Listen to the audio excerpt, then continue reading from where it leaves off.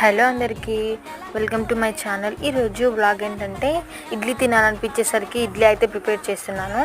దాంట్లో చట్నీ అయితే ప్రాసెస్ నేను ఎలా చేశాను అనేది చూపిస్తున్నాను. ఫస్ట్ అయితే పల్లీలన్నీ మొత్తం అయితే కాల్ చేసి పచ్చిమిర్చిని కూడా కొంచెం కాల్ చేసిన తర్వాతకి ఎండుమిర్చి కూడా మొత్తం ఫ్రై అవ్వనివ్వాలి. మొత్తం కాలిన తర్వాత వేసేసి మొత్తం మిక్సీ పట్టాలి.